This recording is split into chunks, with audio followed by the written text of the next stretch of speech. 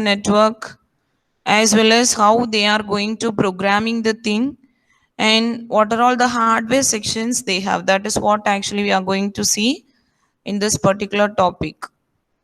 So the first thing is, whenever you are going to design an WSN, that is wireless sensor network, it is subjected to so many issues. So what are the issues we can talk about? That is nothing but the issues are related to energy, bandwidth, computation, storage, then deployment, then related to network topology. So it is varies from the different programming. It's like traditional system, centralized system, localized system. These are the three various phenomena when you comes under your WSN, but each one is differing with its relative, like energy, bandwidth, and the storage, deployment process, everything. Okay, so that is what we are going to see in the platform tools. So when it comes for this WSN, there are two types of programming. The first one we used to call it as an end user. The next one is called as an application developer. So when you're talking about end user, which is nothing but who is carrying out the project. That is like the programming. So who is the person is carried out by the end user. That is what the query to get the data from the WSN. So generally the end user, the programming comes under your WSN. The language they have used is SQL, which is nothing but query language. So the end user can able to view a sensor network as a pool of data and interact with the network via this particular language. So this is how your end user can able to get the data. The next one is when you are talking about application developer. So application developer, which is nothing but it's like in the capabilities of data acquisition, processing, as well as the storage point.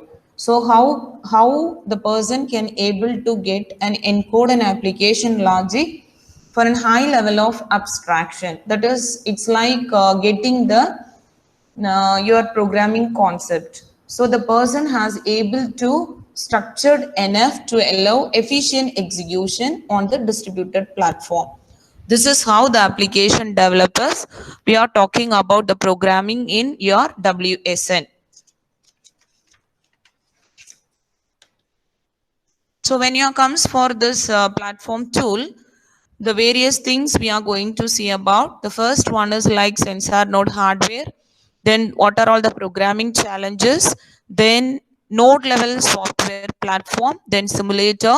Then state centric programming. This is what we are going to see today. So when you are talking about this application developer, there is a language called CSIP. CSIP, which is nothing but the data acquisition, unlike a general distributed. So CSIP, which is nothing but and collaborative signal and information processing. So CSIP, which comes under application developer, it was one of the programming techniques for in your WSN technology. So when you're talking about these application developer or end user programming, these are the programming techniques were used in WSN. So when 1 year comes under sensor node hardware, the sensor node hardware, they are grouping into three categories. The first one is like an augmented general purpose computer. The next one is call it as a dedicated embedded sensor node. And the third one is about system on chip. So they used to call it as an SOC. These are the three hardware method: augmented general purpose computer, dedicated embedded sensor node, and the third one is about system on chip. So you all heard about the modes what we are using, that is called Berkeley modes, and the Berkeley modes which was developed California University. It was discussed during our third unit. So because of this Berkeley mode, due to its one open source software development, and it is a commercial available one, and this is what now presently the sensor network research communities are using this Berkeley modes.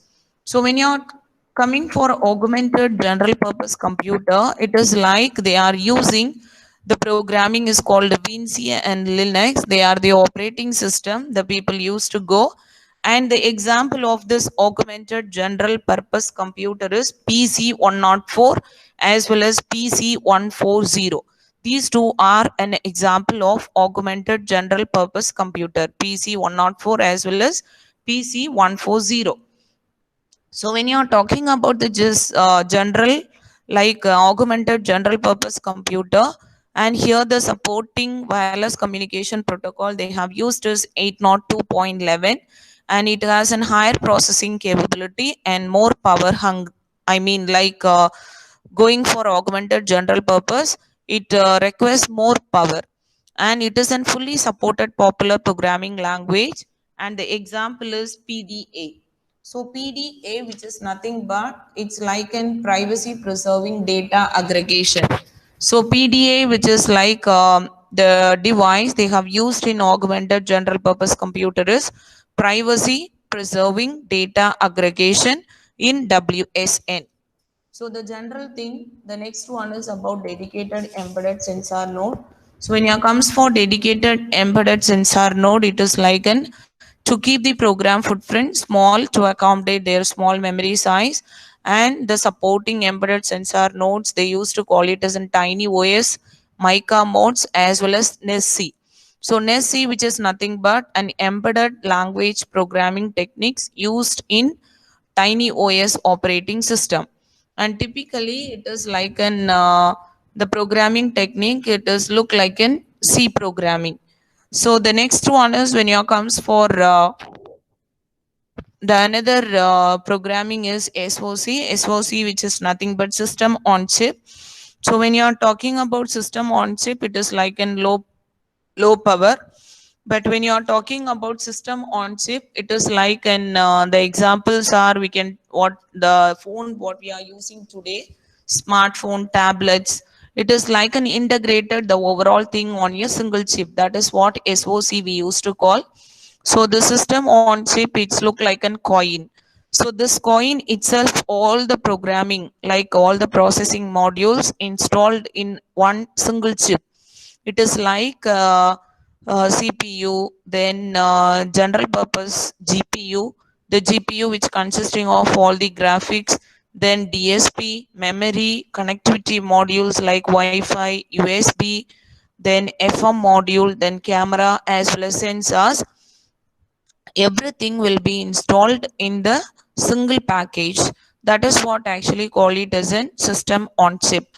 So when you are looking at the system on chip at the present technology in the research, they have currently in the research pipeline with no predefined instruction set.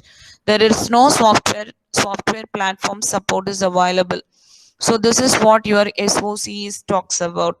So while you're talking of this SOC and the normal desktop computer, while you are talking about desktop computer, it is having heat sink as well as the cooling devices over there, but those things were not present in your smartphone as well as your tablet.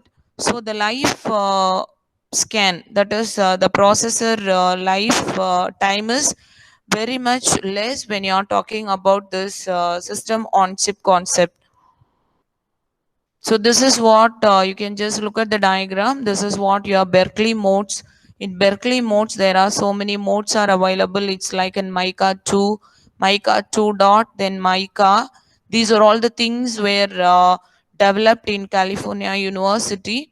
And all the nodes, when you're talking about either you can go for WEC or RENE, Mica, Mica 2, Mica 2 dot, all are varying with their processor as well as the volatile storage and the power source as well as the frequency.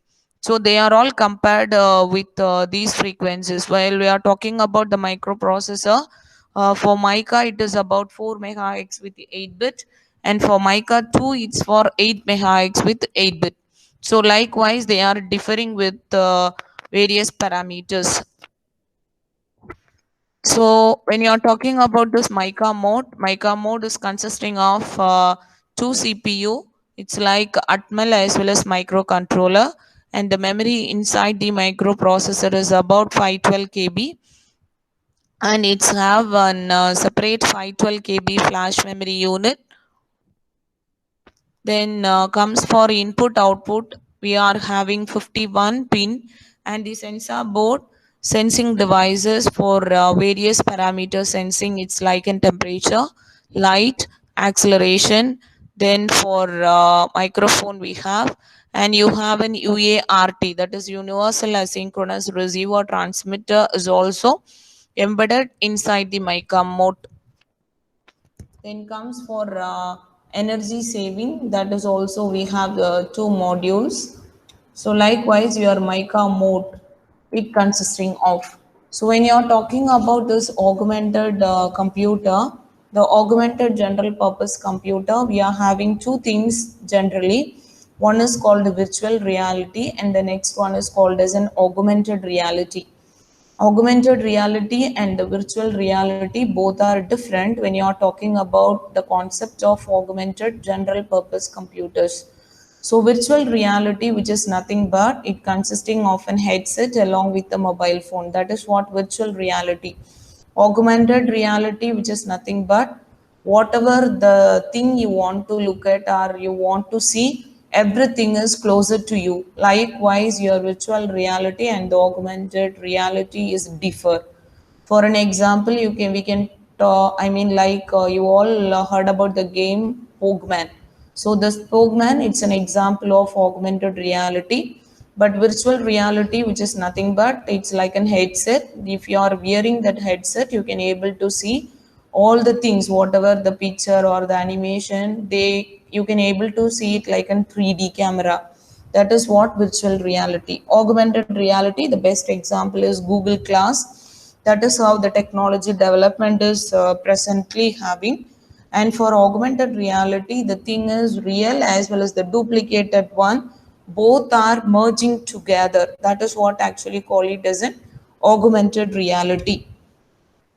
So whatever the axis in whatever rotations, you can able to view it. So this is what augmented reality. So when you are talking about this programming, there are three things. First one is augmented, then system on chip, then embedded driven. So whatever the programming you are going for sensor network, what are all the challenges we are focused. So there are the programming challenges are, the first one is event driven execution. So event driven execution, like it's just not while the programming is running at event, in between you want to interact. So that is possible when you're going for sensor network platform.